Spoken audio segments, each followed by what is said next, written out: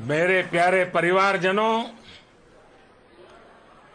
जब हम अपनी आंखों के सामने ऐसा इतिहास बनते हुए देखते हैं तो जीवन धन्य हो जाता है।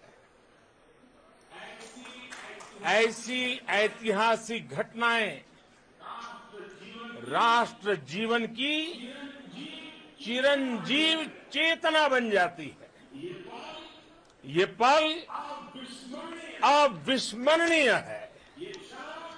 ये क्षण अभूतपूर्व है। ये क्षण विकसित भारत के शंखनाद का है। ये क्षण नए भारत के जयघोष का है। ये क्षण मुश्किलों के महासागर को पार करने का है। ये क्षण जीत के चंद्र पथ पर चलने का है। ये क्षण 140 करोड़ धड़कनों के सामर्थ्य का है। ये क्षण भारत में नई ऊर्जा, नया विश्वास, नई चेतना का है। ये क्षण भारत के उदयमान भाग्य के आह्वान का है। अमृत काल की प्रथम प्रभा में सफलता की ये अमृत वर्षा हुई है। हमने धरती पर संकल्प लिया और चांद पर उसे साकार किया। और हमारे वैज्ञानिक साथियों ने भी कहा, India is now on the moon. आज हम अंतरिक्ष में नए भारत की नई उड़ान के साक्षी बने हैं। साथियों, मैं इस समय ब्रिक्स समिट में हिस्सा लेने के लिए दक्षिण अफ्रीका में हूं, लेकिन हर देशवासी की तरह मेरा मन चंद्रयान महाअभियान पर भी लगा हुआ था। नया इतिहास बनते ही हर भारतीय जश्न में डूब गया है। हर घर में उत्सव शुरू हो गया है। हृदय से मैं भी अपने देशवासियों के साथ, अपने परिवारजनों के साथ इस उमंग और उल्लास से जुड़ा हुआ हूं। मैं टीम चंद्रयान को, इसरो को और देश के सभी वैज्ञानिकों को जी जान से बहुत बहुत बधाई देता हूं, जिन्होंने इस पल के लिए वर्षों तक इतना परिश्रम किया है।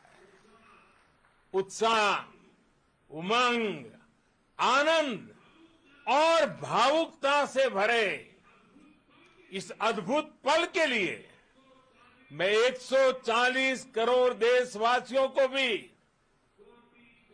कोटि कोटि बधाइयां देता हूं।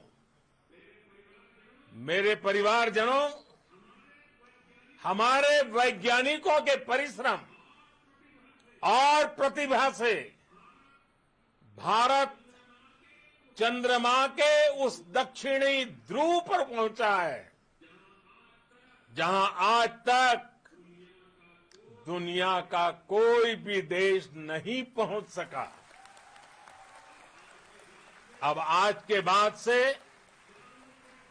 चांद से जुड़े मिथक बदल जाएंगे, कथानक भी बदल जाएंगे और नई पीढ़ी के लिए कहावतें भी बदल जाएगी। भारत में तो हम सभी लोग धरती को मां कहते हैं। और चांद को मामा बुलाते हैं।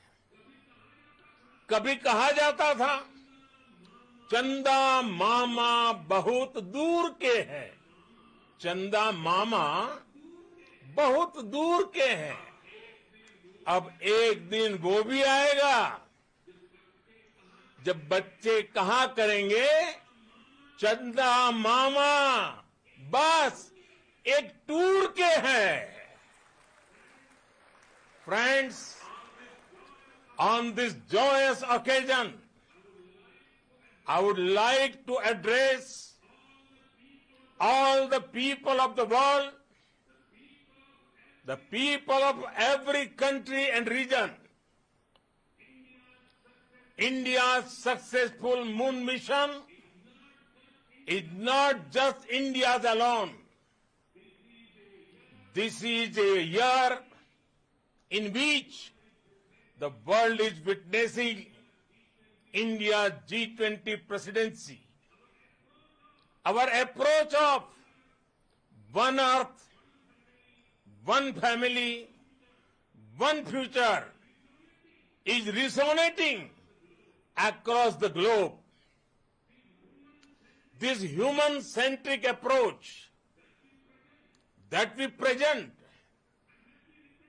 and that we represent has been welcomed universally. Our moon mission is also based on the same human-centric approach.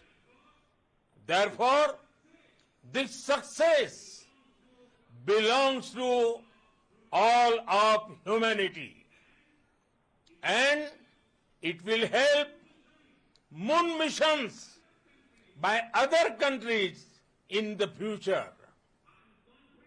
I am confident that all countries in the world, including those from the global south, are capable of achieving such feats. We can all aspire for the moon and beyond. मेरे परिवारजनों, चंद्रयान महाअभियान की ये उपलब्धि भारत की उड़ान को चंद्रमा की कक्षाओं से आगे जाएगी। हम हमारे सौर मंडल की सीमाओं का सामर्थ्य परखेंगे और मानव के लिए ब्रह्मांड की अनेक संभावनाओं को साकार करने के लिए भी जरूर काम करेंगे। हमने भविष्य के लिए कई बड़े और महत्वाकांक्षी लक्ष्य तय किए हैं। जल्द ही सूर्य के विस्तृत अध्ययन के लिए ISRO Aditya L1 mission launch करने जा रहा है। इसके बाद शुक्र भी इसरो के लक्ष्यों में से एक है।